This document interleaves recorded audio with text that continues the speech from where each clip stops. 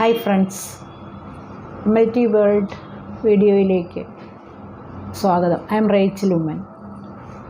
CSF cytology ഒരു video ചെയ്തു കഴിഞ്ഞപ്പോൾ CSF മൈക്രോബയോളജി കൾച്ചർ ഇതിനെപ്പറ്റി എല്ലാവരും ചോദിച്ചിട്ടുണ്ട്. അതുകൊണ്ട് culture video, CSF culture, how to do a CSF culture എന്നുള്ള വീഡിയോ, ഒരു ചെറിയൊരു വീഡിയോ ഞാൻ നിങ്ങൾക്ക് വേണ്ടി സമർപ്പിക്കുന്നു. CSF കൾച്ചറിന് വേണ്ടിയിട്ട് നമുക്ക് ഫസ്റ്റ് സാമ്പിളാണ് നമ്മളെപ്പോഴും CSF കൾച്ചറിന് വേണ്ടി എടുക്കുന്നത്. CSF കൾച്ചർ ചെയ്യുവാനായിട്ട് first sample should be centrifuged in a sterile tube for 5 minutes at 2000 rpm to take the sediment, and the supernatant should be decanted and kept in the original bottle, and it should be kept in 37 degrees centigrade in an incubator. The sediment is taken for the culture. Culture എപ്പോഴും ചെയ്യുമ്പോൾ 3 plates, 3 media ആണ് നമ്മൾ എടുക്കുന്നത്. 3 media, blood agar, chocolate agar and MacConkey agar.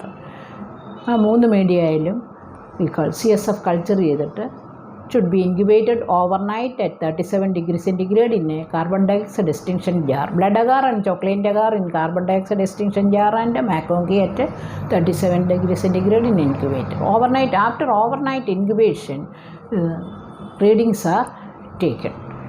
Growth is noted and the readings are taken.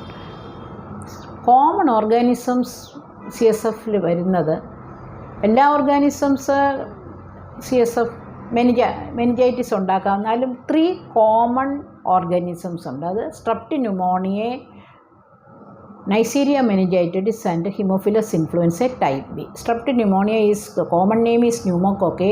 നൈസീരിയ meningitis the common name is meningococcus and haemophilus influenza type B. ഈ 3 organism. അല്ലാതെ നമുക്ക് Pseudomonas, സ്റ്റാഫോറിയസ്, ക്ലെപ്സില്ല, ഇക്കോളെ, ഇതെല്ലാം meningitis ഉണ്ടാക്കാം. എന്നാലും 3 organisms common ആയിട്ട് നിങ്ങൾ expect ചെയ്യണം. അതിൻ്റെ ഓരോന്നിൻ്റെയും ഗ്രോത്ത് ക്യാരക്ടറിസ്റ്റിക്സ് പറഞ്ഞാൽ, സ്ട്രെപ്റ്റോന്യൂമോണിയ will grow in blood agar and chocolate agar, not in maconky agar. Hemophilus influenzae type B grows only in chocolate agar, and Neisseria meningitis grows in blood agar and chocolate agar. Streptoneumonia's growth characteristics. Streptoneumoniae alpha haemolytic translucent colonies ആയിരിക്കും blood അഗാറിൽ. Chocolate അഗാറിൽ അത് translucent small colonies ആയിരിക്കും. നൈസീരിയ meningitis also like this small translucent colonies both in chocolate agar and blood agar. Haemophilus influenza grows only in chocolate agar at that small translucent colonies. Then take the smear from the blood agar and chocolate agar and do a gram stain. We can see pneumococci as gram positive diplococci, lanceolate shape, the shape of lanceolate shape, gram positive diplococci. And Neisseria meningitis is gram negative diplococci facing each other, kidney shaped or bean shaped facing each other.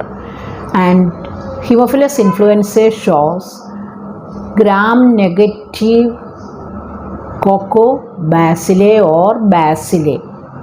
In direct smear from the sediment, we can do a direct smear and do a gram stain. Direct smear Haemophilus influenzae looks like pleomorphic bacilli, gram negative pleomorphic bacilli, small coccoid, long bacilli and filamentous bacilli. And direct smear pneumococci may show a capsule. The gram positive diplococci may show a capsule. These are the characteristics of gram stain in cultural smear and direct smear.